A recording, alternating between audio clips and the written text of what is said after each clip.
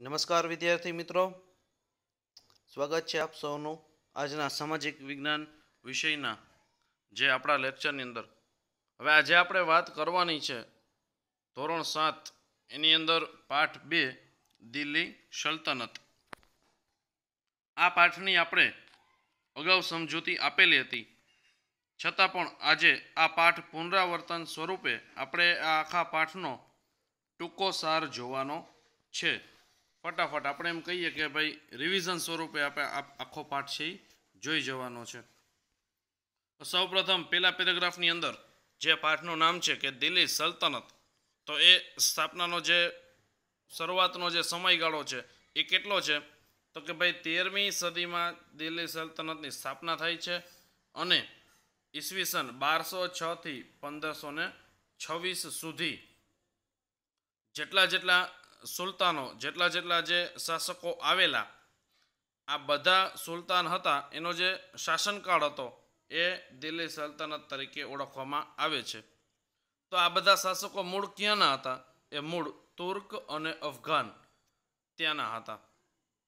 એની અંદર ખાસ કરીને કુલ 5 વંશ: ગુલામ વંશ, ખલજી વંશ, તુગલક વંશ, સૈયદ વંશ અને લોદી વંશ, આ 5 વંશનો સમાવેશ થાય છે. આ સિવાય આ પાઠની અંદર 2 અગત્યના જે રાજ્યો છે, વિજયનગર અને બહમની, તેના વિશે પણ ચર્ચા કરવાની છે. શરૂઆતમાં જ આપણને દિલ્હી સલ્તનતની અંદર પેલો જ જે વંશ છે ગુલામ વંશ, તેની વાત કરવામાં આવી છે. સમયગાળો છે 1206 થી લઈને ઈસવીસન 1290 સુધીનો. અગાઉના પાઠમાં આપણે જોયું હતું કે ભાઈ પૃથ્વીરાજ ચૌહાણ છે એની શિહાબુદ્દીન ઘોરી સાથેની જે લડાઈ થાય છે તરાઈની, બીજી લડાઈની અંદર જે પૃથ્વીરાજ ચૌહાણ છે એની હાર થાય છે અને દિલ્હી સલ્તનતનો પાયો છે ભારતમાં નખાય છે. તો ગુલામ વંશની જે સ્થાપના કરી અને સૌ પ્રથમ શાસક જે આવે છે કોણ છે? કુતબુદ્દીન ઐબક. જો અહીં આપણને આપેલું છે કુતબુદ્દીન ઐબક. ત્યારબાદ કુતબુદ્દીન ઐબક પછી કોણ આવે છે? તો કે ઇલ્તુત્મિશ. અહીં આપણે નામ આપેલું છે, બરાબર છે. તેમના જમાઈ ઇલ્તુત્મિશ ગાદી ઉપર આવે છે. ત્યાર પછી ઇલ્તુત્મિશનું જે શાસન આગળ ચાલે છે એની અંદર એક અગત્યની બાબત એ છે આ પાઠની અંદર જોવાની કે ભાઈ ઇલ્તુત્મિશનો જે સમયગાળો છે એની અંદર એક ચેહલગાન એમની પોતે સ્થાપના કરે છે કે આ ચેહલગાન શું છે? તો કે 40 તુર્ક અમીરોનું એક દળ છે. તેની રચના કોના દ્વારા થાય છે? ઇલ્તુત્મિશ, બરાબર છે. ત્યાર પછી ઇલ્તુત્મિશ પછી શાસન ઉપર તેની પુત્રી, જો એના પુત્ર છે એને શાસન નથી આપ્યું, પણ એની પુત્રી જે રઝિયા સુલતાના છે તેને પોતાના ઉત્તરાધિકારી તરીકે પોતે જાહેર કરે છે. અને આ જે ઇલ્તુત્મિશ છે એના વિશે એક બાબત એમ કહેવાય છે કે ઇલ્તુત્મિશ છે એ ગુલામ વંશનો ખરો સ્થાપક એટલે કે સાચો સ્થાપક માનવામાં આવે છે. કારણ કે તેના સમયગાળાની અંદર આપણી જે સત્તા છે જે સલ્તનત યુગની, એ વધારે ને વધારે ફેલાતી જોવા મળે છે.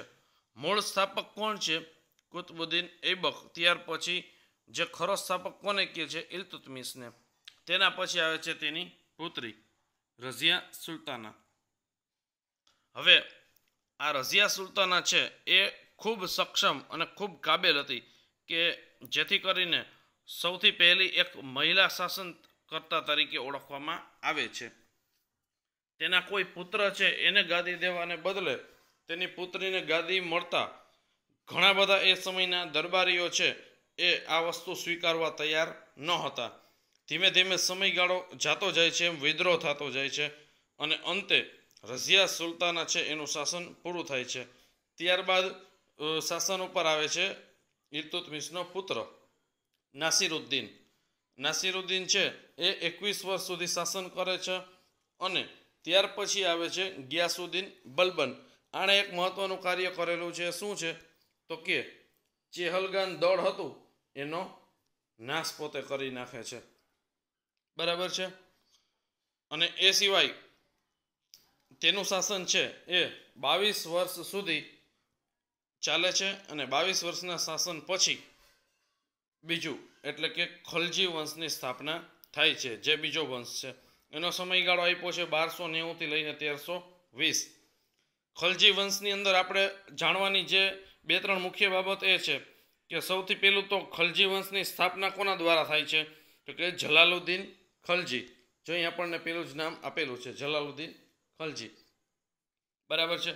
તેના પછી ખલજી વંશની અંદર આવેલો અગત્યનો સુલતાન કયો, તો કે અલાઉદ્દીન ખલજી, કે જેના શાસનકાળની અંદર જો આપણે કીધું છે કે ઉત્તર ભારત, દક્ષિણ ભારત, ગુજરાત બધી જગ્યાએ પોતે વિજયો પ્રાપ્ત કરે છે અને એના દ્વારા જ દાગ અને ચહેરા પદ્ધતિની શરૂઆત થાય છે, જે ઘોડા અને સૈનિકોની ઓળખ માટે હોય છે. આ ઉપરાંત તેણે કરેલા જે કાર્ય છે એની અંદર ભાવ નિયમન, બજાર નિયંત્રણ, સંગ્રહખોરી નિયમન, આ બધા વહીવટી સુધારા પણ અલાઉદ્દીન ખિલજીના સમયગાળામાં થાય છે. એટલે એમ કહેવાય છે કે એનો જે સમયગાળો હતો એ ખૂબ અગત્યનો માનવામાં આવે છે. ઘણા બધા સુધારાઓ પણ થાય છે. ત્યાર પછી એના રાજ્યની અંદર અગાઉ જેમ અલાઉદ્દીન ખિલજી છે એનું અવસાન થાય છે, એના પછી જે સત્તા માટે ઘણી બધી એમ કહે છે કે ભાઈ અંધાધૂંધી ફેલાય છે અને ખલજી જે રાજવંશ છે એનો અંત થાય છે. ત્યાર પછી આપણે વાત કરીએ ત્રીજો વંશ જે તુગલક વંશ છે. આ તુગલક વંશની અંદર જો ઉપર આપણે આટલું જાણો છે એની અંદર એક બાબત કીધી છે કે ભાઈ અલાઉદ્દીન ખિલજીના સમયમાં પ્રખ્યાત કવિ અમીર ખુસરો પણ થઈ ગયા છે અને એની કૃતિઓ આપી છે. તુગલક વંશમાં જોઈએ તો એની અંદર આવતી જે અગત્યની બાબત છે તો સૌથી પહેલું તો કે તુગલક વંશ છે એમાં કોણ આવે છે શાસન કરતા તરીકે, તો કે મોહમ્મદ બિન તુગલક, જે અગત્યના સુલતાન છે. એણે શું કરેલું છે તો કે અમુક જે યોજના પોતે કરે છે એની અંદર દિલ્હીથી દૌલતાબાદ રાજધાની છે એ ફેરવે છે, સ્થળાંતર થાય છે. પછી પ્રતિક મુદ્રા પ્રયોગ, આ બધી બાબત છે એના સમયગાળાની અંદર થાય છે. જુઓ પછી એક બાબત આવે છે કે તરંગી યોજનાઓ. તેના સમયમાં આ પ્રશ્ન ઘણી વખત પૂછે છે કે ભાઈ તરંગી યોજનાઓ છે એ કયા શાસનકાળ દરમિયાન અમલમાં આવી હતી, તો કે તુગલક વંશ. અને તુગલકના જ સમયની અંદર એક આફ્રિકન મુસાફર જેનું નામ છે ઇબ્ન બતુતા એ પણ ભારતની મુલાકાતે આવે છે. બરાબર છે. ત્યાર પછી ફિરોજ શાહ તુગલકનું જે અવસાન થાય છે, જે આપણે ઉપર જોયું હતું કે મોહમ્મદ બિન તુગલક છે, એના પછી જે ગાદી ઉપર આવે છે એ ફિરોજ શાહ તુગલક છે. અને ફિરોજ શાહ તુગલકનું પણ અવસાન થાય ત્યારબાદ જે તૈમુર લંગ એ દિલ્હી ઉપર આક્રમણ કરે છે અને દિલ્હી ઉપરથી જે સત્તા છે એ તુગલક વંશની પૂરી થાય છે અને શાસન સૈયદ વંશનું આવે છે. એ પણ આપણે એમ કહીએ કે ભાઈ સૈયદ વંશ અને લોધી વંશ આ બંને વંશો છે એની જો આમાં સૌથી પહેલાં જ આપ્યું છે કે ભાઈ તુગલક વંશના શાસનના અંત બાદ સૈયદ વંશની જે સ્થાપના છે કોના દ્વારા થાય છે, ખિજ્ર ખાં. આ ખિજ્ર ખાંની દ્વારા સૈયદ વંશની સ્થાપના થાય છે. ત્યાર પછી સૈયદ વંશ પછી જે લોધી વંશની સ્થાપના કરનાર કોણ છે, તો કે બહલોલ લોધી. એની અંદર પણ એક અગત્યના શાસક છે કે જેનું નામ છે ઇબ્રાહિમ લોધી. આ ઇબ્રાહિમ લોધી સાથે પણ એક અગત્યની બાબત એ છે કે એનું જે યુદ્ધ થાય છે પાણીપતનું પહેલું યુદ્ધ, જે 1526માં બાબર સામે થાય છે અને આ યુદ્ધની અંદર બાબરનો વિજય થાય છે. ત્યારથી સલ્તનત યુગનો જ અંત આવે છે અને મુઘલ શાસનની શરૂઆત થાય છે. આ ખાસ આ જે પેરેગ્રાફની અંદર જે બે લીટી છે અગત્યની છે, કારણ કે આના પછીના પાઠની શરૂઆત જ અહીંથી થાય છે. બરાબર છે. ઇબ્રાહિમ લોધી અને બાબર વચ્ચે પાણીપતનું પહેલું યુદ્ધ થાય છે ઈસવીસન 1526માં. આ યુદ્ધની અંદર બાબરની જીત થાય છે, ઇબ્રાહિમ લોધી જે છે એ હારે છે અને ત્યારથી શરૂઆત થાય છે મુઘલ શાસનની. હવે વાત કરીએ આ સમયગાળાની દિલ્હી સલ્તનતની રાજ્ય વ્યવસ્થા કેવી હતી. કે આ રાજ્ય વ્યવસ્થા છે એ જે આપણી હાલની જે વ્યવસ્થા છે એને થોડીક મળતી જ આવે છે. કારણ કે જુઓ આમાં પણ એવું છે કે ભાઈ વ્યવસ્થાની દ્રષ્ટિએ કેન્દ્રમાં સુલતાન હતો, એના પછી તેણે સુલતાન છે બીજું શું કાર્ય કરતો હતો તો કે સર્વોચ્ચ સેનાપતિ છે અને ન્યાયાધીશ પણ પોતે કહેવાતો. હવે એને મદદ માટે એક મંત્રીમંડળ પોતે બનાવેલું હતું. આ મંત્રીમંડળની અંદર વિવિધ અધિકારીઓ રાખેલા હતા અને શાસન છે 3 ભાગમાં, કેન્દ્રીય, પ્રાંતિક અને સ્થાનિક. એ રીતે શાસન છે એ 3 ભાગની અંદર વહેંચેલું હતું. એમાં સૌથી પહેલું કેન્દ્રીય શાસન છે તો એની અંદર મંત્રીમંડળ છે ખાસ કાર્ય કરતું અને જે સુલતાનનો પ્રધાનમંત્રી છે એ વજીર કહેવાતો. આપણે આગળ સાંભળ્યું હોય છે કે ભાઈ રાજાની છે વજીર જે કાર્ય કરતા હોય એ. હવે મંત્રીમંડળમાં બીજા જુઓ સેના વિભાગ, પત્ર વ્યવહાર વિભાગ, વર્ગ વિભાગ, આ જુદા જુદા જે વિભાગો છે આ વિભાગોની જે કાર્ય કરવાની જે પદ્ધતિ છે તો અત્યારે આપણે જોઈએ કે આ રીતે જ વસ્તુ થાય છે. આપણું જે મંત્રીમંડળ છે કે જુદા જુદા મંત્રીઓને જુદા જુદા ખાતા સોંપી દેવામાં આવે છે. આ રીતની વ્યવસ્થા હતી.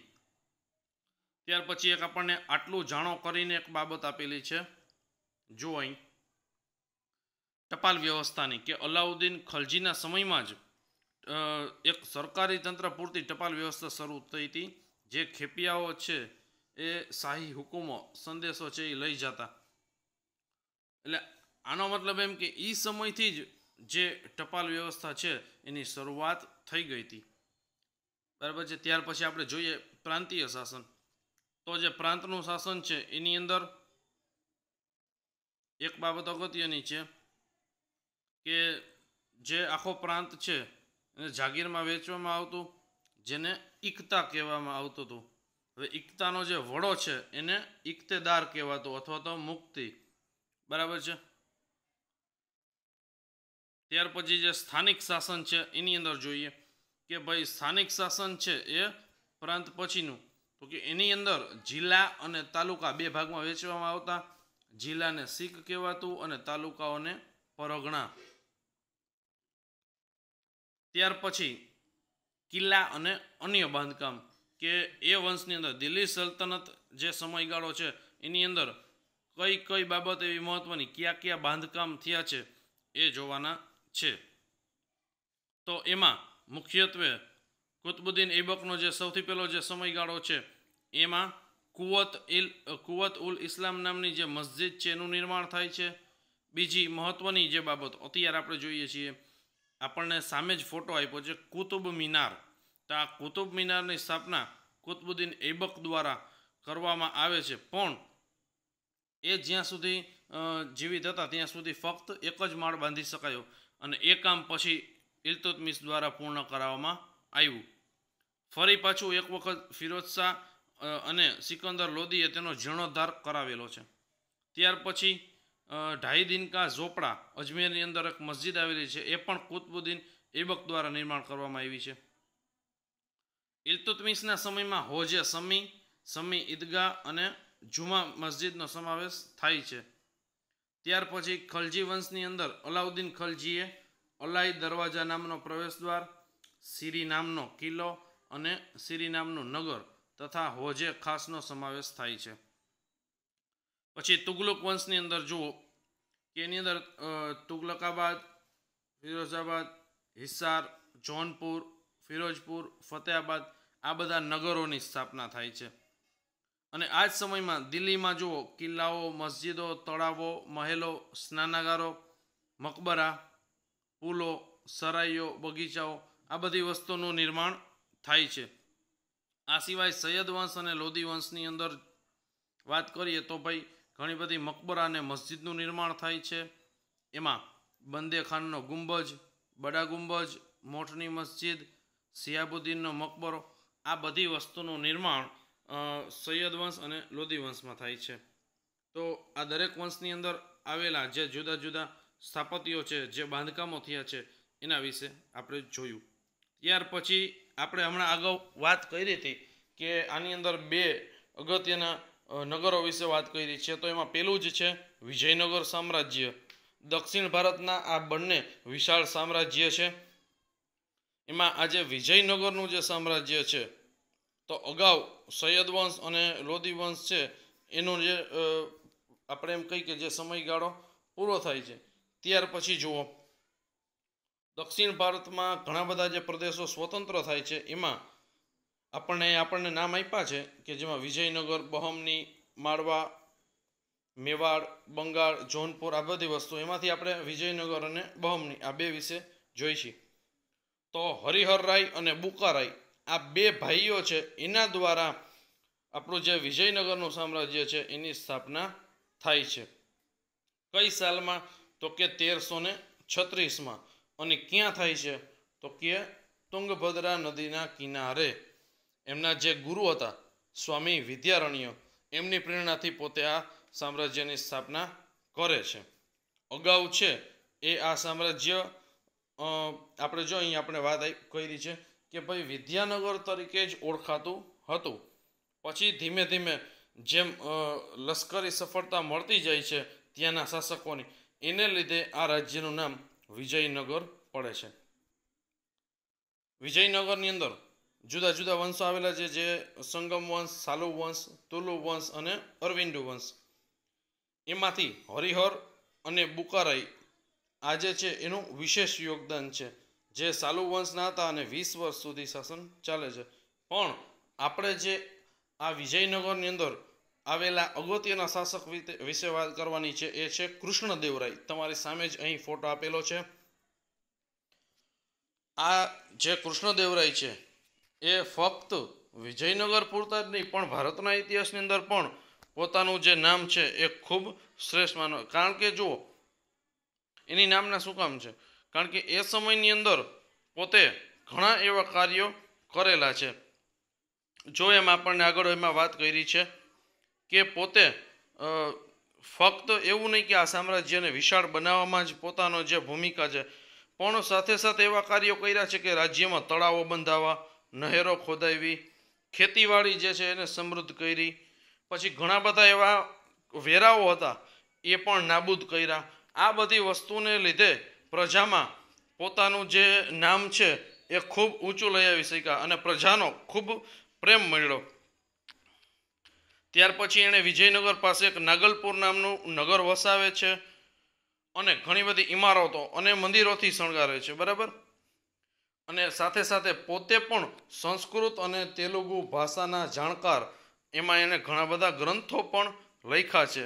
એટલે કે એમ કહેવાય કે ભાઈ સાહિત્ય અને કલા એની અંદર પણ તેમને ખૂબ રસ હતો અને તે આંધ્રના ભોજ તરીકે ઓળખવામાં તેને આવે છે. આ રાજ્યની આપણે એમ કહેવાય કે ભાઈ અંત કઈ રીતે આવે છે? તો કે કૃષ્ણદેવરાયનું અવસાન થાય છે ત્યાર પછી વિજયનગરની અંદર ધીમે ધીમે સંઘર્ષ ચાલુ થાય છે આંતરિક. અને 23 જાન્યુઆરી 1565ના તાલીકોટાનું જે યુદ્ધ થાય છે એમાં મુસ્લિમ રાજ્યનું એક બનેલું સંઘ છે એની સામે વિજયનગરનો પરાજય થાય છે અને ત્યારથી ધીમે ધીમે વિજયનગરનો નાશ થાય છે. ત્યાર પછી બહમની સામ્રાજ્ય, એની અંદર આપણે ટૂંકમાં જોઈ કે ભાઈ બહમની સામ્રાજ્ય છે એનો સમયગાળો 1347થી લઈ અને 1518 સુધીનો છે. તુગલક વંશના સમયમાં જ જુઓ દક્ષિણમાં ઝફર ખાન છે આ રાજ્યની સ્થાપના કરે છે અને ત્યાર પછી જુઓ ઝફર ખાને અલાઉદ્દીન બહમનશાહ નામ ધારણ કરી અને સ્વતંત્ર શાસન પોતે કરે છે અને રાજધાની છે એ ગુલમર્ગને પોતે બનાવે છે, બરાબર છે. ત્યાર પછી આની અંદર એક બાબત આપણે જોવાની છે, સવાલ તરીકે પૂછાય છે છેલ્લી લીટીમાં, કે જુદા જુદા જે 5 સ્વતંત્ર રાજ્ય બને છે, બીજાપુર, અહમદનગર, ગોલકોંડા, બીડર અને બરાર. આ 5 સ્વતંત્ર રાજ્યોમાં આ બહમની સામ્રાજ્ય છે એ વિભક્ત થઈ જાય છે, વેચાઈ જાય છે. ત્યારબાદ અંતિમ આપણે પેરેગ્રાફની અંદર આપ્યું છે કે દિલ્હી સલ્તનત શાસનનો અંત. સ્થાપના કોના દ્વારા થઈ હતી? તો કે કુતુબુદ્દીન ઐબક દ્વારા 1206માં અને 1526માં ઇબ્રાહિમ લોદીના જે શાસન જે છેલ્લું રહે છે ત્યાર પછી એનો અંત થાય છે. એ આપણે હમણાં આગળ જોયું હતું કે ઇબ્રાહિમ લોદી છે એની લડાઈ બાબર સાથે થાય છે અને આ યુદ્ધમાં બાબરનો વિજય થાય છે અને શરૂઆત થાય છે મુઘલ શાસનની. અહીં દિલ્હી સલ્તનતનો અંત આવે છે. તો વિદ્યાર્થી મિત્રો ફરી પાછું એક વખત તમે આ પાઠ છે એ વાંચી જજો અને સમજવાનો પ્રયત્ન કરજો. આપણે આખો પાઠ છે ટૂંકા સાર સ્વરૂપે જોયો. તો આશા રાખું છું કે તમને સમજાઈ ગયું હશે. આવજો. આભાર.